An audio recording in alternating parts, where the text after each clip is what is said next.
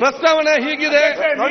ಮಾನ್ಯ ಸದಸ್ಯರುಗಳಾದ Doddanagouda Patil, doctor Ashwath Narayan, S R. Patil, B A. Basavaraj, M R. Patil, Channabasappa, B. Suresh Gowda, Ummanath Kotya, Sharanu Salagar, doctor Shailendra Beldal, C K. Ramamurthy, S. Paleshwara, Harish BP, doctor Bharath Shetty Y, Munirathna, Basavaraj Muttimur, Dheeraj Muniraj, doctor Chandru Lamani ಇವರುಗಳು ಈ ದಿನ ಸದನದ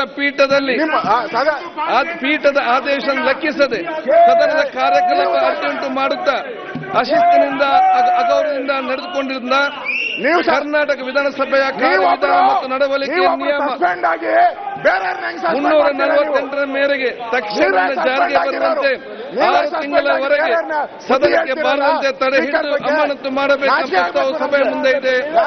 ಪ್ರಸ್ತಾವದ ಪರವಾಗಿರಲು ಹೌದು ಎಂದು ಸೂಚಿಸಬೇಕು, ಪ್ರಸ್ತಾವದ ವಿರೋಧವಾಗಿ ಇಲ್ಲ ಎಂದು ಸೂಚಿಸಬೇಕು. ಪ್ರಸ್ತಾವ ಹೌದು ಪರವಾಗಿದೆ ಎಂದು ಭಾವಿಸುತ್ತೇನೆ. ಪ್ರಸ್ತಾವ ಹೌದು ಪರವಾಗಿದೆ, ಪ್ರಸ್ತಾವ ಹೌದು ಪರವಾಗಿದೆ, ಪ್ರಸ್ತಾವ ಅಂಗೀಕೃತವಾಗಿದೆ.